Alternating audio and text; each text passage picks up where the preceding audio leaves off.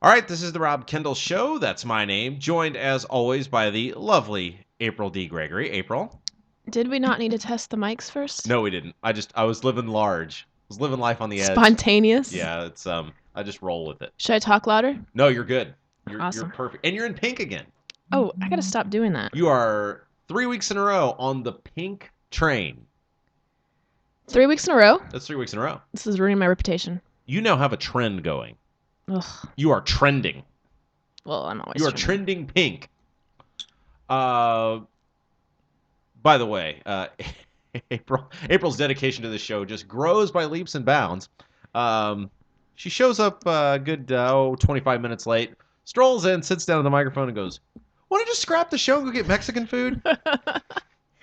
I could eat Mexican food 6 meals a day.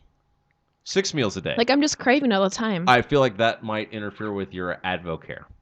It might. I don't think Mexican is on the AdvoCare agenda. CrossFit, eat Mexican. CrossFit again, eat more Mexican. 6 meals a day, that's a lot. It's just good stuff. Are you regularly consuming 6 meals a day? No. No. Would you lie to me if you were? I feel like you would. I would like to consume 6 Mexican meals a day. We have a big show coming up today. Second half, not that the first half's not going to be big too, but the second half really will draw the attention of our audience. The great Adam Ritz will be on the program for the second half of the show today. Very excited about that. Cool. Adam Ritz, former indie radio legend turned motivational speaker. And he'll be here to talk about us. He goes across the country now, talks to college kids, tells them what not to do on spring break. Really? Yeah, that's like his whole MO. I feel like that's probably good advice. Right. So Adam will be with us to talk all about the life of Adam Ritz coming up a little bit later on in our show today. But we have the first 30 minutes, you and me, and it is a terribly exciting life you lead. Here's all the advice you need for spring break. Do not YOLO it up. Did you ever do anything on spring break you regret? Did you ever go on a spring break? Well, in high school, I wasn't allowed to. Oh, mom and dad said no dice. Right. Like, I was allowed to go to Florida if it was, like, to my grandparents' house. Oh, you were that kid. Well, my parents were not stupid. Like, they know what goes on in spring break, but you're right? so responsible now. I just feel like you would be a person that you would trust on spring break. But is this where? No, but here's the thing. Okay, I'm gonna get every single kid does crazy stuff on spring break. The kids that weren't drinkers in high school became drinkers on spring break. So it was probably best for them to not send me on spring break. I felt like you were gonna, because you had the mouth open, you paused, your eyes got wide, and I felt like you were gonna say this: "I'm not always as I was today." I missed the opportunity to say that. Right. So you were that kid. So I was? You were that kid. That couldn't go on spring break? Right. Yep. Yep. For a reason. You could not be trusted. It wasn't that I couldn't be trusted. It was just... You had bad friends? I mean, no, every single person that went on spring break did something, unless you were one of the ones that went on the spring break mission trip thing, where you were supervised by adults. Oh my gosh. They probably didn't drink. You've now pegged high school students into 2 categories. Excessive alcoholics or mission trip kids. Everyone drank on spring break in high school. Except the mission trip kids. Except for them. Gosh. So anyway, truth. Adam has the hard truth. For any parents listening out there and you're letting your kids go with their friends on spring break, real. The cold hard facts. They're going to drink. We just got real on the show. I don't care if little Johnny's a straight A student and doesn't even know what cherry pucker tastes like. He will when he comes back from spring break. Experienced mother, April D. Gregory, really giving advice to our parents out there. All of her children that she has raised who have... Someone's got to lay the knowledge down. Well, you... I guess probably I should just let Adam Ritz do that. I think Adam is uniquely qualified. We're going to talk a little bit about what Adam's doing now, maybe get some old radio stories. It'll be an interesting second half of our show today. You went on a little vacation. Yeah, it was a nice little vacation. It was camping. Mm-hmm. You went camping. Went camping. In Pure, Michigan. In Pure, Michigan. If you hold up your hands, your right hand, your palm, and look at it with your fingers closed. Okay. Look at where your pinky connects, your pinky joint, socket. Yeah. That's where we were. On the mitten. Okay, you want to go into detail for our audience that has no idea what you're talking about? Oh, if Everybody knows Michigan is the mitten. You look at your hand, and Oh, then that's okay. how you tell people where you were in Michigan. You point. Oh, I gotcha. Like that's where I was. So So you we were in were the. just right above halfway up the mitten. So you were northwest. Yeah, we were on Lake Michigan. Okay. And you went with your boo. Mm-hmm. You went on a little adult vacation. Just you two? Yeah. Just a romantic getaway? I guess. I don't know. Um, oh goodness. Eventually, you're going to have to break down those walls and understand great radio means talking about your personal I life. don't think anybody wants to hear about this. Oh, everybody wants to hear. No, Nobody they cares don't. about me. They want to know about They you. don't want to know about my boyfriend, though. Oh, they do. No. You were something with Pop-Tarts. Oh, we roasted them on the fire, on the campfire. Right. And whose idea? Was that your idea?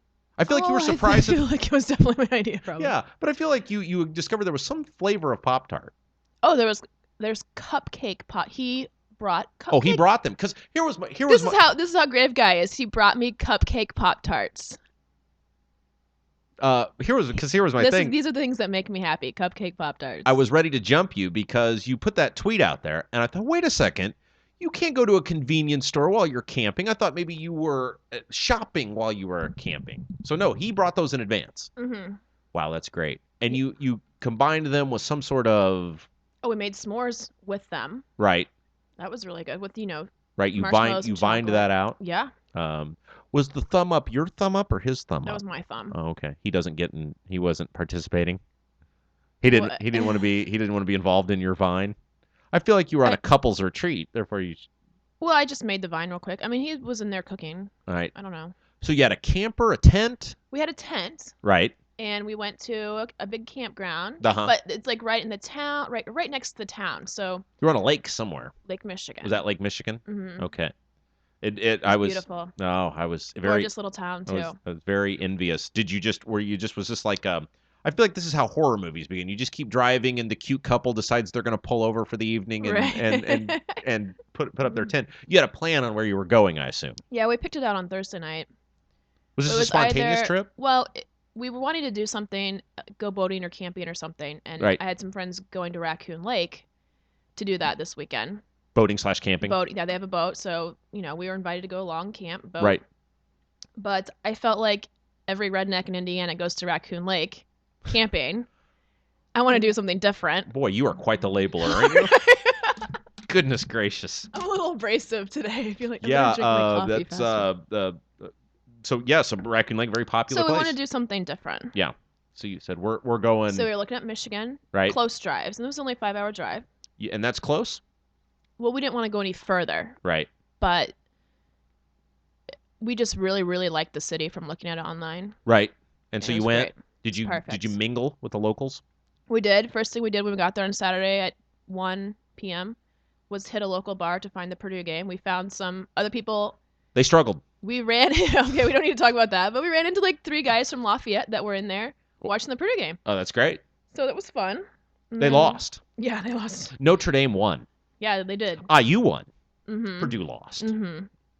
I noticed no. I'm glad both of your teams lost. I know. I mean, won. I noticed no reversible jacket comments recently.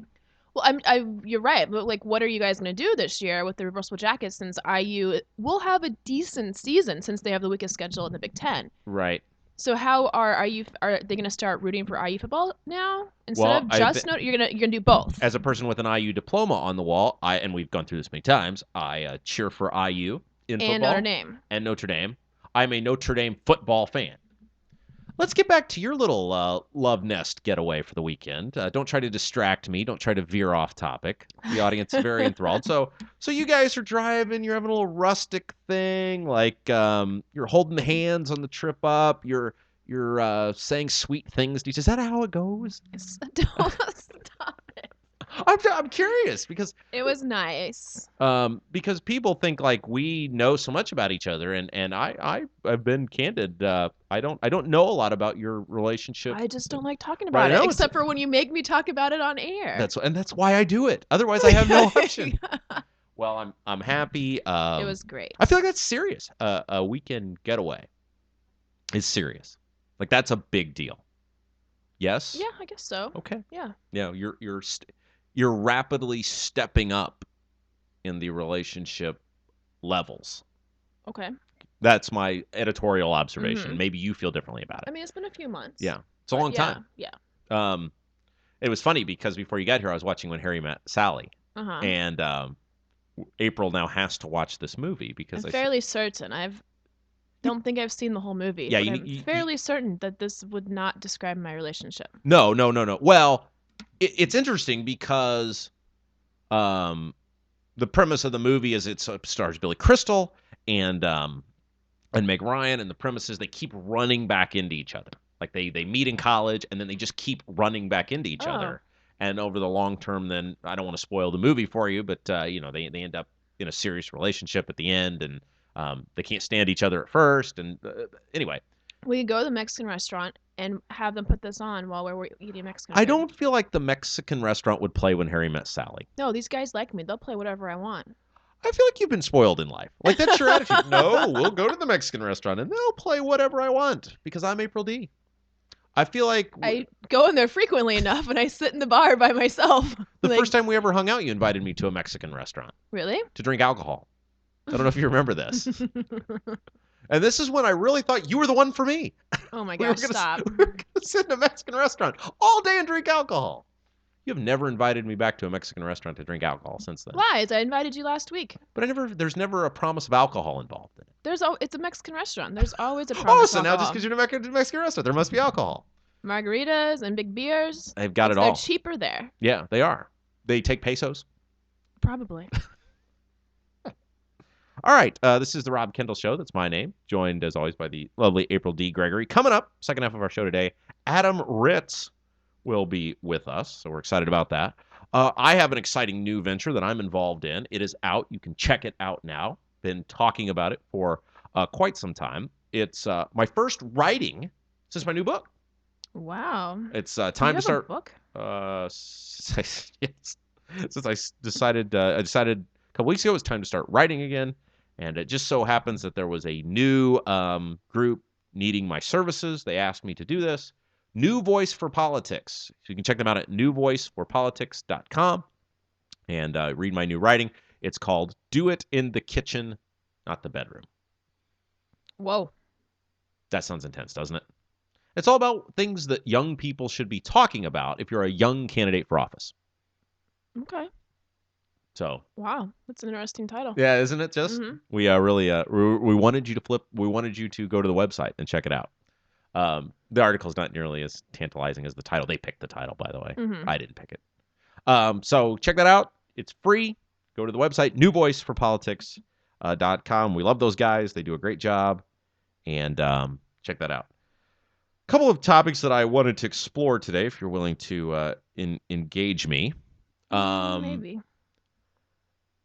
Do I have an option? You don't really have an option. I mean, you could just refuse to participate, in which case I'd have to do this thing by myself. So I think it might be more fun. No one wants that. Are you a book reader? Do you read like? Do you know how to read? No, I mean I know you know how to Yes, read, yes. but I don't.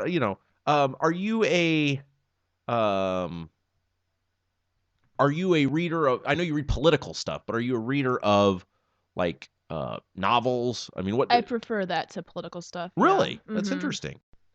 Because you have my Barry Goldwater book. Oh yeah, we'll get that back to you. Thank you. Are you loaning it out? I'm not a library. He might have that. You're well, that's great. Yeah, you're binding with him. You're loaning my stuff out. I feel like I'm carrying the weight for your relationship here. Anyway, have you read this 50 Shades of Grey book? No, I'm not reading that trash. Really? Yeah. How do you know it's trash? You haven't read it. You're so close-minded on some things. No, that's disgusting. Have you read any of the reviews? Do you know anything about it? I'm other aware. than Oh, trust me, as a every single woman man, has read I am urgently aware Yeah, of I 50 don't- Shades of Grey. I'm not reading that. So, if I had read 50 Shades of Grey, you would think less of me? Why would you read it? It's pop culture. That's what we do. It's pop culture. I have to stay up on what's going on in the I world. have a standard, and like 50 Shades of Grey falls below my Kardashian line. Okay. So, you wouldn't, even though your whole thing is I'm hip, I'm with it, I go do stuff, I would be bored. It would drive me crazy. See, I don't think boredom is a word I would use for 50 Shades of Grey. I'm not interested. I'm not interested in that type of book. Okay, well then you're just It's gonna. smutty trash. So you are not about any sort of smutty trash, no matter how entertaining it might be. I don't need any smutty trash. Okay, well then that's gonna kill this topic, but I'm gonna mention it anyway. They are making a 50 Shades of Grey movie. They are, yes. And shockingly, they picked a guy who I'm kind of fond of, Charlie Hunnam, who is the star of Sons of Anarchy, which is one of my favorite shows, has been picked as the character, the main character. Okay, yeah, okay. Along with Dakota Johnson as his co-star. Oh. So So maybe they're trying to bring some men into the theater too. Well, you would want an attractive woman, of course, for this on-screen, we'll call it a love affair. They always have to be an attractive woman. Lack of a better term. I feel like they kind of went with B-rate actors, though, for this. Like Da Vinci Code, they said, hey, Tom Hanks. Right. A lot of times when these books become movies, Silence of the Lambs, even though Anthony Hopkins wasn't a huge name actor, Jodie Foster was fairly famous. You get what I'm saying. Well, but a lot of times you have a breakout role, so maybe this will be their absolutely jump to the A-list. Yeah, Charlie Hunnam is very good at his character on Sons of Anarchy, but that's sort of all he's done. And then Dakota Johnson, Don Johnson's daughter. Really? Yes. Fascinating. Is she taller than him? Well, I don't know. I don't know her height. I've not measured her. I could probably get that information by next week if you'd like.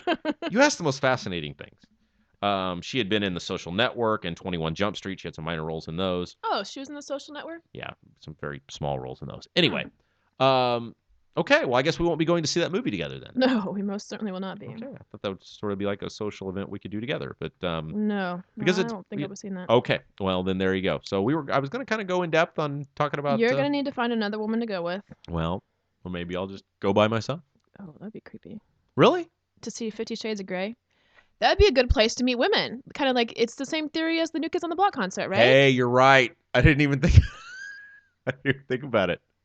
It's my pumpkin spice latte. It just kicked in. Right, right before the credits roll. All right, everyone single, raise their hands. I will be your David Gray.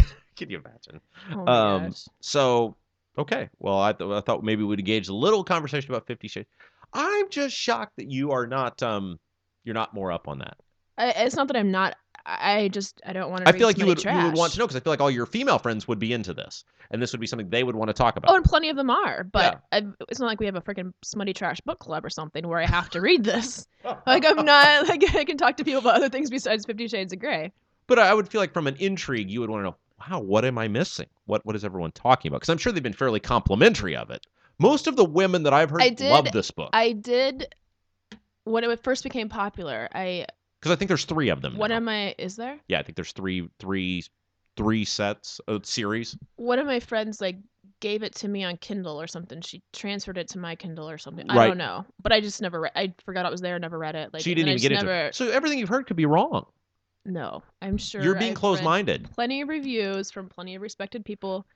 You could learn something. I'm not interested. No, thank you. Okay, well then I'll just leave you out of the 50 Shades of Grey. I feel like if I went to this, it'd be like Pee Wee Herman going to the movie theater. If you went to see 50 Shades of Grey by yourself, I feel like that'd be a Pee Wee Herman moment. No, I feel like it would be too. So I should take a date with. But then I feel like I'd lose the ability to meet any of the single women that could be at the movie too. I think you should go by yourself. Tweet the experience. It could be a live tweet the experience. Well, it's gonna be a few years probably, or a year, so before this thing comes out. So well, Twitter will still be here in a year. Maybe. You don't know. Don't stop. It will be here in a year. That would be the absolute worst thing that would happen to your existence. Twitter leaving me. Twitter disappeared. Absolutely.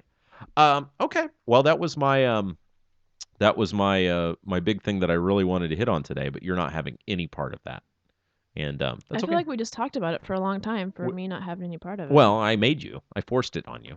I really thought you were going to be fired up with it because I figured you had read this book. Like I was like, of all the things, I figured you had read it. I figured you would have been disgusted by it, but the fact that you haven't read it is just striking. I don't understand. Anyway, okay. I'd rather be asleep or eating Mexican food. You and the Mexican food kick today. I know, right? So anyway, coming up here in about 10 minutes, we'll have our good friend Adam Ritz will be with us talking about his time in indie radio, also talking about the cool thing he's doing now. He's got this traveling roadshow thing going on where he's going to college campuses all over the country, big time college campuses, talking to student athletes about the pitfalls of, we mentioned spring break, but the pitfalls of bad behavior, period. So this will be an interesting conversation to have. Here was one other thing I wanted to talk with you about, and I was watching a James Bond movie this weekend, and it was Dr. No. I don't know about that movie. Well, I realize you're probably not into movies from the 1960s either.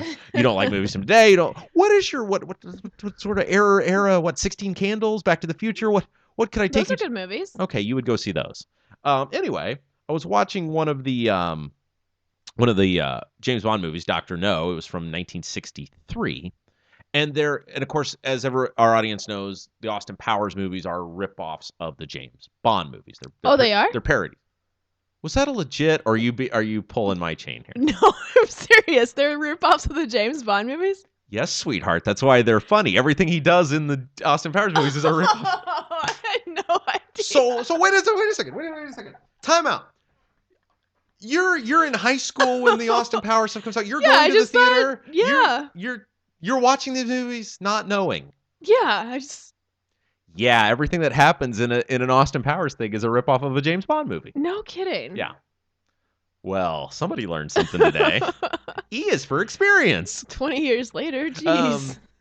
Okay. Well, not 20. So anyway, I was watching Dr. No, and there's a very famous scene where James Bond, who's played by Sean Connery, is on the beach.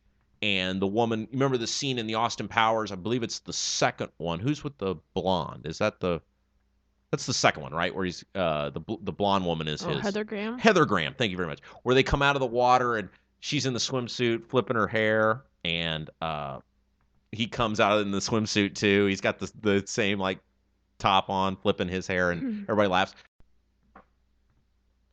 That's a ripoff of a scene from the movie Dr. No, where the very famous Ursula Andress comes out playing the Honey Rider character and does that on the beach.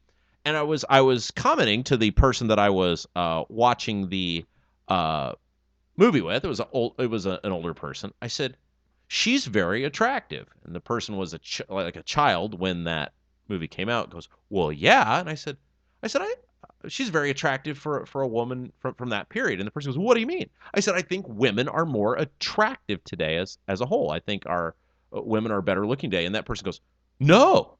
I said, "Yeah, I think they are." And he goes, "Well, don't ever say that in public." And I thought, I'm going to pose this to April because I don't see, it wasn't meant to be chauvinist. It wasn't meant to be anything. It was a compliment of today's women, that I think women are better looking today. Would you not agree? I definitely would think women are better looking today. Well, we have more things to help take care of us. Right. But I would say men were better looking back then. Really? Yes. You think movie stars of the 50s and 60s, Yes. Obviously we've documented you're not watching a lot of movies from the 50s or 60s, but and I am still struggling with the fact that you did not know those were James Bond ripoffs. It does provide a lot more clarity now that I know that. Anyway, so you think the Sean Connery era is better looking than, say, the Brad Pitt? Yes, Okay. men were, well, okay. I mean, Brad Pitt, okay. But I'm saying in general, men, not just Right. movie stars. I mean, men were more Proper. They wore suits and ties and clean shaven, slick back hair, where nowadays men are t-shirts and jeans and backwards ball caps. Be careful. Be careful as you tread. Did that, Yeah. get close to home? No, I just think men were more proper and suave back then, per se. Right. More handsome. So you as a woman, an attractive woman, would say, I am not out of line when I said I think women as a whole are better looking today than they were 50 they years. absolutely are. But if you were saying this to a woman who was younger back then, obviously she's going to disagree with you. Right, I was not. Oh, okay. Then I would have made that women statement. are so much. We have so much. I mean, makeup back then was cake. Like, women used to, only wash their hair once a week. And they didn't, conditioner a lot of times wasn't even around. So, I mean, everything is so much nicer now. We have great conditioner, we have great skincare products. Because it's fairly rare, going back to this 50 Shades of Grey thing, that you see any sort of movie where there's not some sort of mainstream movie where you not see some woman in it who is fairly stunning in the lead, stunning looking or very good looking in the lead. Right. If you watch older movies, a woman like Ursula Andress really stands out because she was so good looking. Like, she stands out because for her time she was so very good looking. Right. So anyway, I said that, and this person was just adamant. He goes, "Don't say that around anyone. You're going to look stupid." I said, "No, I'm not going to look stupid." No, I mean, there's like a handful of attractive women back then, but nowadays it's right. And it was not meant to be a chauvinist or in any way. It was just a statement that, when I walk to where my social hangouts are, I'm not hanging out in pure Michigan, but you are missing out. Nor am I hanging out around a campfire. I see all sorts of what I believe are gorgeous looking women. And I just feel like it's commonplace now to see good-looking women where it was maybe not so much 50 years ago. So I am glad you backed me up on that. I absolutely agree. That really gives me cover for my observation. And now nobody can say I was chauvinist or anything like that. No, that's not chauvinist at all. Okay. Why? Well, I think just maybe they thought it would come off as being that way. I don't know. No, women are definitely better, more attractive nowadays. For sure. Okay, and men were more attractive back then. So if I wore a suit and tie all the time, like if I wore a suit and tie to this show, you would find me more attractive? Is that what you're saying? No. This is not an indictment on your relationship at all. This is for my professional betterment. I feel like you have higher expectations than what I'm capable of fulfilling. I mean, Mad Men it's not a reality. Well, it was back then. Okay, but I don't work in a professional environment. I work for myself. But I feel like what you're saying is if I just dressed nicer, you'd No. I'm confused. You think I'm saying that if you dress nicer? You said men were better looking, and your case for the better looking really hinged on the dress, I felt like, the way they put themselves together. It does. Okay. So now we come back full circle. That's really important to you. It's not how you actually look. No, it's not that it's really important to me. No, I'm saying that's not the in your attractive. Men can look attractive in jeans and t-shirts. That's not what I'm saying. But not backwards ball caps. It was a different era. Right. But you get a golden star for backing me up today on that because that makes me feel a lot better. And At least I can do something. And I'm going to rub it in that person's face. Do it. All right. Well, this is a short version for us this week. Don't forget you can follow April on Twitter at April D. Gregory. I'm at Rob M. Kendall. Please head over to the New Voice for Politics website, newvoiceforpolitics.com. Don't forget if you missed any part of the first 30 minutes of our show, we are replayed now at 9 o'clock on indianatalks.com, and we are also available via podcast at the indianatalks.com website, as well as the We Are Libertarians website as well. Yeah. So you can check us out at all those places. Coming up here in just a second, we'll be checking in with our good friend Adam Ritz. I got a great interview coming up with Adam, indie rock radio legend, and also a motivational speaker. Great story coming up, so stick around. That's coming up right now here on The Rob Kendall Show. All right, this is The Rob Kendall Show, back segment 2, and we are joined, as promised, by one of my radio heroes, the great Adam Ritz. You're too kind. Oh, it's all true. It is not. You're a beautiful, beautiful man, Adam Ritz. I would laugh because of the, there's a YouTube video out there of you and I. I don't know if you know this video. I look at it weekly. It's, you were kind enough to invite me onto your broadcast when you do the Brownsburg High School basketball games. Right. And, sports radio, I'll be the color man, you be the head analyst or the play-by-play guy. Play-by-play, I'm color, you're play-by-play. I've played sports my entire life. How hard could it be? I've done radio for 25 years. Right. How hard could this be? You were fired up. And I've listened to this broadcast, and I was horrible. You throw me a softball, and I absolutely froze. I had nothing to say. Yeah. I just looked at you, and I remember you looked at me like, are you going to talk? This is radio, man. You have to say something now. Well, and you're a legendary radio broadcaster, and I will say you're very humble about that because I did tee it up for you. I mean, I called the play. I even told you what to say. It was something like, "Hey, great layup there by Johnson, right, Adam?" All I could think of was, let's go to break. Yeah. Let's take a commercial break. Well, and of course, like I said, Adam has been kind enough to spend a few minutes with us this afternoon. Talk a little bit about what he's got going on. Adam, a longtime friend of mine, a mentor of mine in the radio business. It's sort of like a brotherhood when you've both been fired from the same radio station. Yes, we have been fired from the same radio station, so we are kind of like blood and right brothers. about at the same time. So we're two peas of the same pod. You, of course, a legend in Indianapolis radio. And now you're doing something really neat. You're actually doing two things we want to talk about today. First is the Adam Ritz Show. You are now nationally syndicated. What are you doing? Well, the Adam Ritz Show began over a decade ago as a music-intensive show, and had a lot of great memories, a lot of fun working at X103. And I was telling you before we went on the air, for kids my age, or now adults my age, even though I still act like a kid, we're still kids. The Adam Ritz Show was where it was at. You got out of school, 2:30, 2:50. You were tuning in the Adam Ritz Show. Well, thank you. Thank you for saying that. Well, there's no more music involved anymore. 10 plus years later, it's evolved, and now it's a weekly talk show, 30 minutes per week, and it's what I call social awareness talk show. And it counts as public affairs, public service announcements. Every radio station in America, as per the United States government, FCC, is mandated to play at least a half an hour of public service announcements per week. So I put together this show that counts as those public service announcement requirements. It's called The Adam Ritz Show. It's a social awareness talk show, and we talk about anything from bullying, hazing, Twitter responsibility, and Facebook and Instagram responsibility and how that can get you in trouble, drinking, drugs, addiction. We talk about a lot of these social issues, also including philanthropy and service and community service. And we give away, every week we give away a Caught in the Act award. If you've been caught in the act, that's usually a bad thing, right? Right. Well, in this case, if you've been caught in the act, you've been recognized for doing something good. You get a trophy? You know what? I'm working on that. I thought about maybe getting a trophy. Our first winner was like waiting for me to hand him something, like a prize or a golf check or something. And I was like, "This is it, man. You just get honored, and I'll be happy with this." Yeah, I was gonna say maybe like an 8x10 autograph photo of Adam sent directly to your doorstep. Nothing like that yet. But you know what?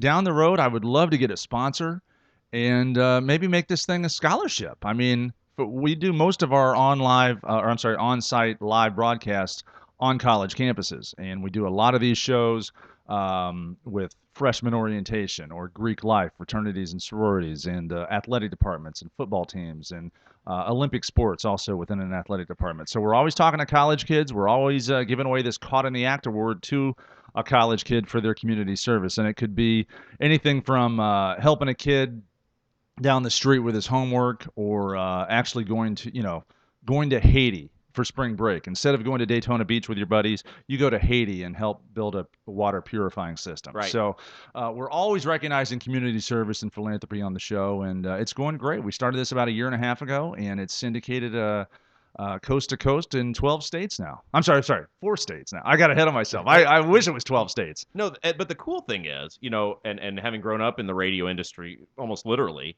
you look back on some of the legends you had a chance to work with in the Indianapolis market, and you say, wow, where are those guys now? And some of them are working at Kmart or, whatever.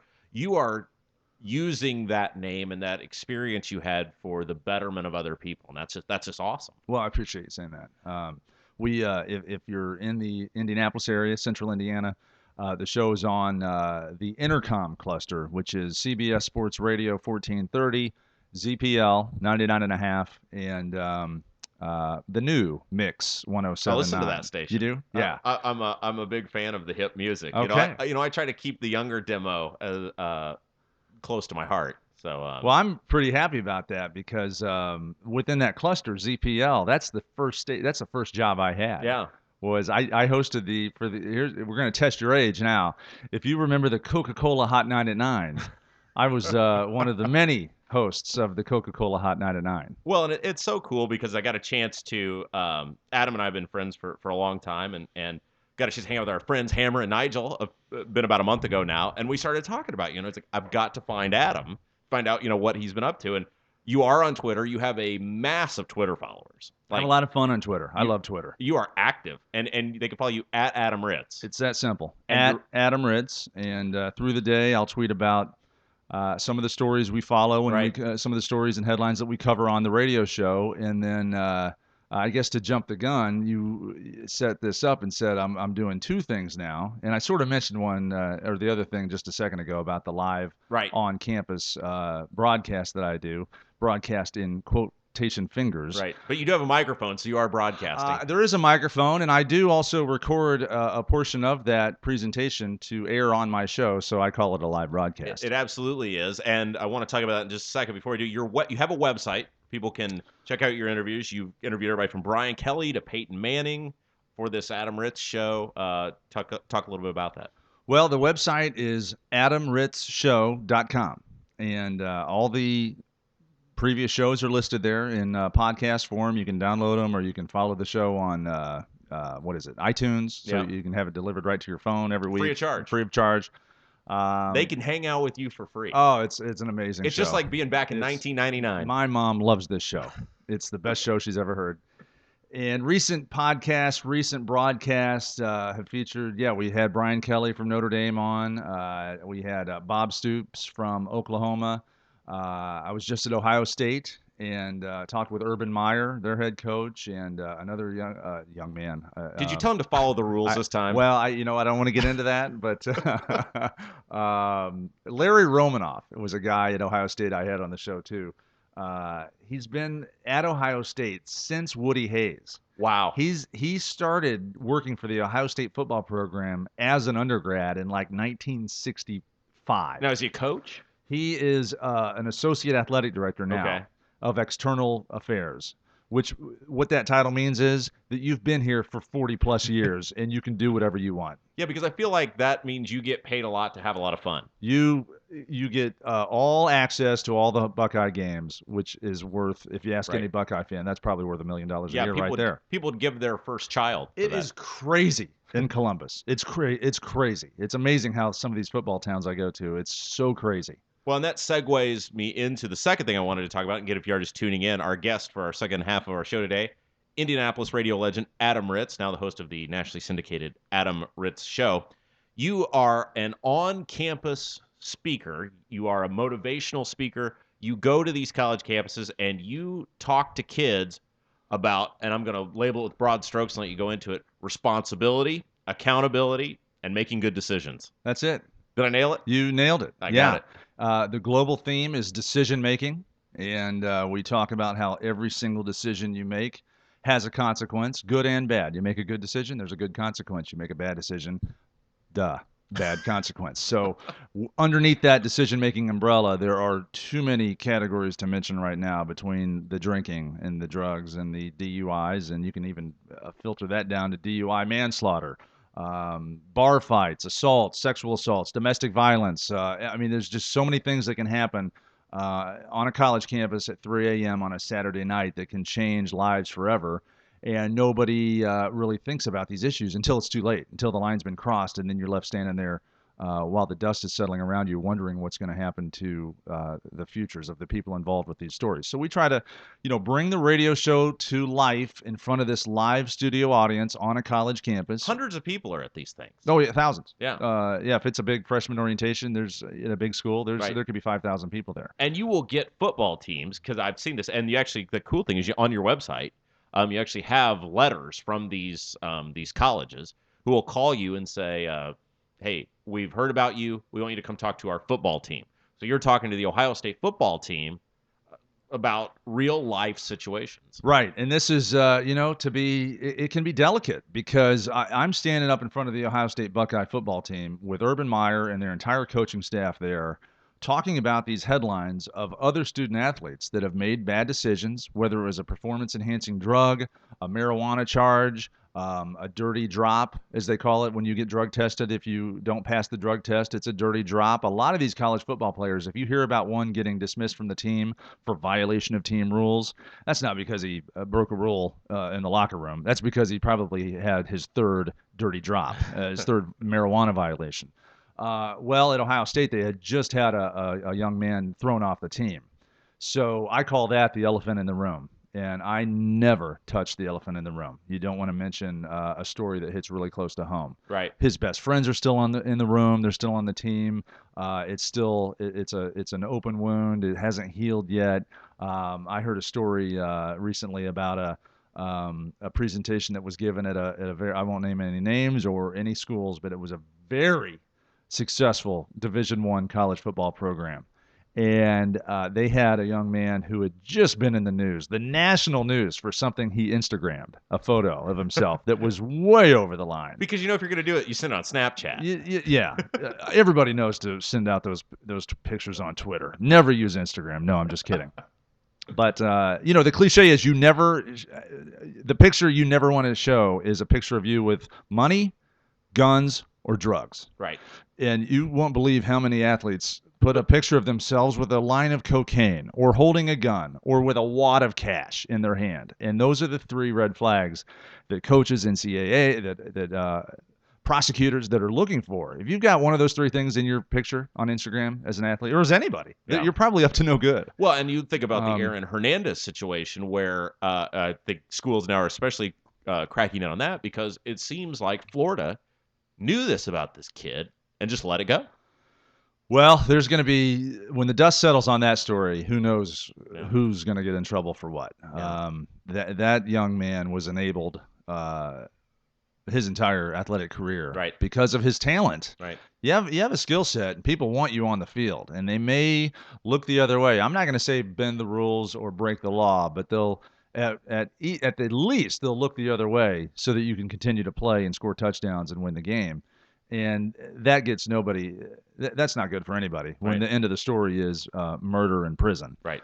So anyway, this football team that I will not name and this other presentation I will not name, the guy got up in front of the football team and just started hammering on this kid. The kid was there. He was disciplined, suspended, but he wasn't thrown off the team or anything. And he's just going off on this young man for the picture that he Instagrammed. And everyone's looking around like, come on, man. We've dealt with this internally. There's no reason for you to hammer it out any more than it already has been hammered out. So let's move on. So those are some of the issues I guess we talk about with the teams. And I had to be careful with Ohio State because of that young man that was just dismissed. Well, and I remember when you started doing this, and I remembe you telling me that you were doing it. We were actually sitting in a Starbucks when you told me you were going to start doing this. I don't know if you remember this. It was we're sitting at the Zionsville Starbucks. You know what? That's right, because we worked on another project together like 5 years ago. Yeah, and you told me you were going to start this, and I'm still making money off that project, by the way. Well, good. So I'm glad you are, because I'm not. I remember you told me you were going to start doing this, and I thought, well, that's kind of interesting, but you've got to be prepared to talk about some pretty poignant, intimate, sometimes uncomfortable things, and your whole persona on radio was fun guy. We're having fun. We're not overly serious, but you've really been able to master that ability to say, hey, we're going to put all these issues on the table and we're going to talk about them no matter how uncomfortable they might be. Well, I think one of the reasons it works is because of what you just exactly said about how the old show, the music intensive show, was so fun and improv and comedy driven and a lot of parody, making fun of things. Great radio. Well, I'll tell you, that makes for a great presentation on decision making. Right. Because we still use that comedy and improv, and we push the envelope a little bit in front of a live audience because I remember, let's put it this way. I remember these decision making alcohol speeches when I was in college. Right. Because you were an athlete yourself. I played college football. I was in a fraternity. I've been to hundreds of these speeches, and when it's preachy, when it's don't drink and drive, when it's know your blood alcohol level, when it's you weigh this much and you didn't eat dinner, you can only have X amount of drinks before you, all that point of view of a prosecutor and a state cop and a judge puts a 19-year-old to sleep, and they don't get anything out of it. Again, this is my theory. I may be wrong, but my theory is get the audience laughing, get their guard to drop, and then you can start introducing some of these more serious topics, and maybe they'll get something out of it. And so far, I think it's worked. And you were telling me before we went on air, one of the kind of cool things is people will still recognize you from those days, and you're able to say, "Yeah, I was that guy." Yeah, that's kind of weird. 10 years later, I used to listen to you on X103, and I'm like, wow, I can't believe I can barely remember that. How do you remember that? Well, and like it's funny because we did a whole show about this, but I went to the Backstreet Boys, or not the Back. I'm sorry, New Kids on the Block concert. What's the difference? there is none. But you got to remember, when the women to men ratio is 30-1, you're there as a single guy. Okay, you know what? Now I'm laughing. But you're laughing at me. I guess. I'm watching this concert, and I'm realizing this is all about nostalgia. And I think no matter what phase of life you're in, everybody covets some form of nostalgia from their youth. And I think Adam and Nigel and all those guys, that you guys had that great compelling radio over there on X103. I think there's just a lot of nostalgia for people. Well, thanks for saying that. And I feel the same way when if Nigel and Adam are that to you, to me, it's guys like Jay Baker, Jimmy Mad Dog Matus. I mean, these guys were on the air. I remember mowing the lawn in 7th grade with a Walkman, the size of a dictionary strapped to my waist, listening to Jay Baker doing the lunch show on Q95 after Dick's Picks. I mean, I remember that stuff. That nostalgia, it's great. It makes you pull out the Pandora and start a Led Zeppelin station. So I wanted to ask you a couple, because you are now heavily, by the way, the website for this, the same as the show. They can, if they want to know more about your public speaking. Close. The radio show is adamritzshow.com. The public speaking and the consultancy with the NCAA and the NFL is adamritz.com. And you will come to their event. You'll speak. You'll wow. You'll entertain. Yeah, we do a whole show on stage. I do corporate events, and there's always a lesson to be learned and some fun along the way. And I'm proud to announce I've been. I don't have a working title yet. Well, let's just say I'm proud to work with the John Wooden Leadership Institute. Oh, great. This is the new student-athlete advisory committee, if you will, the student leadership at Purdue University. And I love the name because of John Wooden, right? Who played at Purdue and the Wizard of Westwood. You're a Purdue man. I'm an IU man. I don't hold that against you. I'm a Purdue grad and I'm a big John Wooden fan. And if you're in athletics at all, you not only know John Wooden is, you understand who the man was and what he meant to athletics and teaching and education. So Purdue decided to name their Student Athlete Leadership Academy after John Wooden, and it's called the John Wooden Leadership Institute. And through the course of my radio show and my NCAA and NFL consultancy, I'm working now with the John Wooden Leadership Institute to work with the individual teams at Purdue. So, I mean, tonight I speak to the women's basketball team. Yeah, you told me you were heading up there. I had an audience question, and I'm just going to go ahead and ask you, because this person was a huge Adam Ritz fan. Have you ever thought about writing a book? I've got maybe 3 or 4 books under my belt, and you write them and then just toss them aside. I haven't even started the first one yet. Oh, in your mind? They're ideas, yeah. And one of them is about becoming a professional athlete, and I'll admit it, when I was a kid, that's all I wanted to do was be a pro athlete. When I was younger, I didn't care what sport it was because I was good at a lot of sports, but everybody is when you're 8 years old. Then when I got older, it was football. Right. And, I go to Purdue to play football, and I'm not going to lie to your audience. I played 1 year, okay? But you still played. You were in the program. And after a year, that was enough for me. Once I figured out I wasn't going to go to the NFL, I hung up my cleats and joined the fraternity and grew out my hair and started being a moron. Well, I guess that wasn't the exact date I was a moron. I guess that started earlier. But anyway, one of the book ideas is about how every kid wants to be a pro athlete. And now that I'm 43 years old, I thank God almost every day that I was never a professional athlete. So it's like a reverse view at becoming a professional athlete. And I'm not putting pro athletes down. I've got a lot of good friends that were professional athletes, and they did it right, and they've got successful businesses now. But it's almost like a curse. If you're 22 years old and you are handed a bucket of money in a career that might only last 24 months, that's almost a curse. You're almost doomed to even begin your adult life. So I'm really, I guess, grateful, thankful, blessed. You should be too, that you have food in your stomach and a roof over your head, and you're not a broken down ex-professional athlete that doesn't know how they're going to pay their electric bill. Again, our guest is Adam Ritz here on our second part of the Rob Kendall Show this afternoon. And you mentioned broken down professional athletes, I want to talk to you about a guy that I think may be a broken down college athlete. And you speak about this very sort of behavior. So I figured you are uniquely qualified to talk about this. Johnny Manziel. Yeah, I've got some thoughts on I mean, Johnny Football. I feel like the guy, he's so exciting to watch. He's so compelling when he's on the television. But what just an absolute, I mean, I find myself loving the guy and hating the guy at the same time. And, I'm a big, I'll give anybody the benefit of the doubt. And I also like to think that I'm very good at putting myself in their shoes. I don't want to just lambaste somebody or think the worst of them. And with Johnny Manziel, it'd be easy to say, what a jerk. And if you want to talk about week 1 of the college football season, after coming off this autograph scandal, and that wasn't his only character flaw, by the way. He's had character issues along the way. He had a parking ticket at Texas A&M, and he tweeted, I can't wait to get out of this rinky-dink town or something. I hate College Station, because he had a parking. It was his fault. You misparked. You deserved the ticket. So don't blame this ticket on the fact that you hate College Station. So anyway, he had this Twitter controversy, then the autograph controversy. Maybe he took thousands of dollars to sign his name on autographs that had been documented through pictures on Instagram and other people that verified the story. And the only suspension he gets is a half against Rice, against the opener.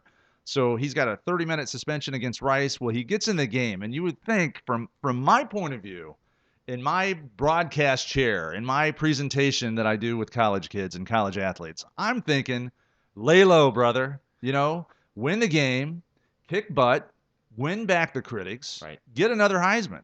But he comes out of the gate, guns blaring, making the money sign with his fingers, rolling his thumb and fingers together, making the money sign. Then he gets a taunting penalty. I don't know if you know that from week 1, a taunting penalty.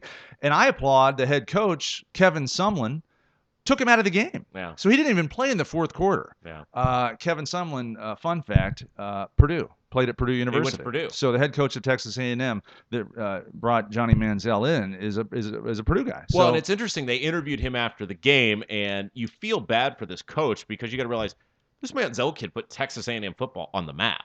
Back on the map. Yeah, you're correct. And he's the reason people are showing up. So you can't. What do you do? The guy's just an abject jerk. Yeah, but here's the other thing. If I want to give Johnny Football the benefit of the doubt, I don't have any idea what it feels like to throw a touchdown pass in front of 90,000 people on national TV. Did you ever catch a touchdown pass in front of that many people? Not in the Big Ten. No. But you're a Carmel guy, so but you had quite a few people at your high school games. It's not like it is now. I mean, Carmel now, some of these high schools around Central Indiana, it's like Division II football. Right. I've even seen some D1 AA programs that aren't as good as Warren Central, Ben Davis, or Carmel. Right. And then you throw in the Fishers of the world and Hamilton Southeasterns and Center Grove, and we're off topic now. But anyway, back to Johnny Football, Johnny Manziel.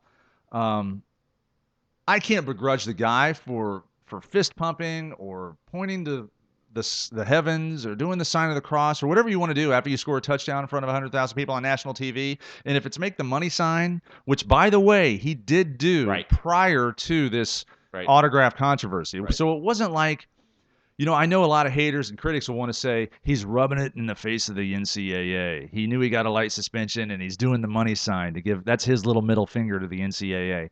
No, it wasn't. He's just a kid caught up in the moment who scored a touchdown in a college football game and celebrated in the way he celebrates. However, you got to be a little smarter than that. You got to know the critics are out there. Maybe, and you know what? And it's his prerogative. If he doesn't want to care about the critics, if he wants to say, fine, hate me. I don't care. I just won the Heisman. Right. We just beat Rice. I'm going to try to beat Alabama in a couple weeks and win another Heisman and maybe a national championship. And maybe in a couple of years, I'll be in the NFL making $20 million a year. So I don't care if you don't like the money sign I'm making with my hands. However, see, we're going back and forth here. However, if you're a general manager for an NFL team and you're looking at stories like Aaron Hernandez and character issues, and were there red flags? Were there warning signals?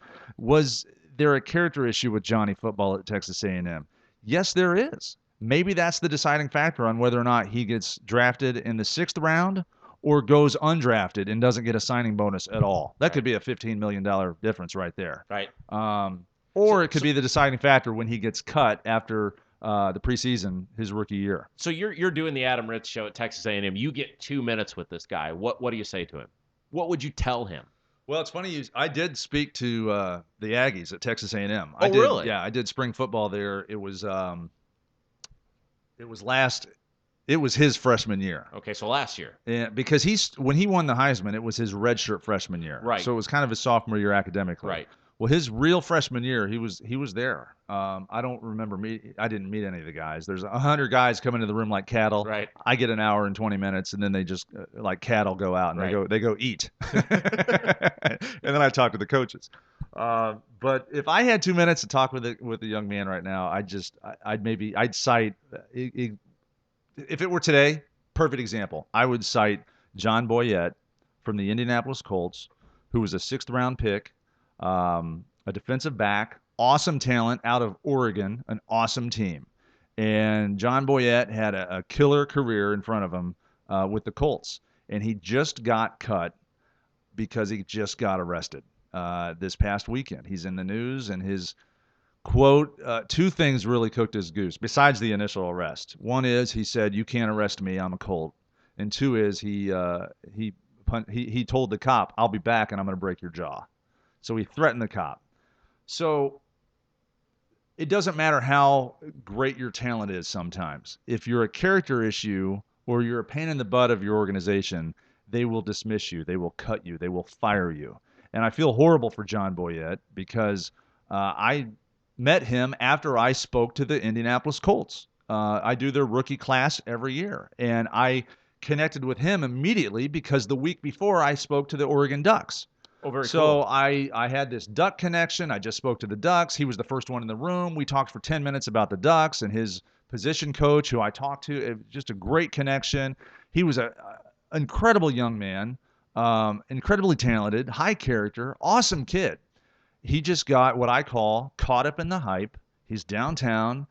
You don't even have to be, wasted. I mean, like really, really drunk. If you've just got a couple beers in you, and your hot button gets pushed, and you're emotional, and some bouncer smarts off to you, because let's face it, bouncers can get under your skin. It's hard for a testosterone filled young man to just turn around and say, "Yes, sir, I agree with you. I might see you next week if I return." You don't say that to a bouncer. And if the bouncer's mouthing off to you, and all of a sudden you're caught up in the hype, and you're like, "Man, screw you," or whatever the language is, and all of a sudden there's an off-duty cop there who is just there to arrest people, and he grabs you by the wrist, and now all of a sudden you're like, whoa, whoa, whoa, I'm a Colt. You can't do this. I'm not. In the media and the way the story's been presented and through Twitter, it's been a lot of comic relief for people. You can't arrest me. I'm a Colt. Well, you're fired now. You're not a Colt anymore. Now you're going to get arrested even more. I mean, there's been a lot of comic relief for a lot of people. Nobody was there.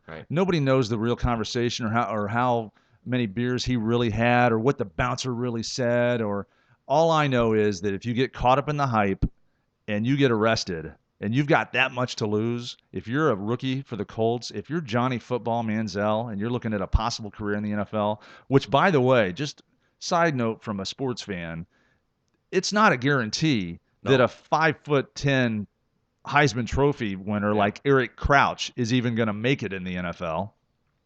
You probably want to just play things smart. Don't get any more penalties. Don't do the money sign. Do a fist pump. And I would say, at least once a week, tweet something about a charity or a community service project that you're excited about working with. Dwayne Allen with the Indianapolis Colts.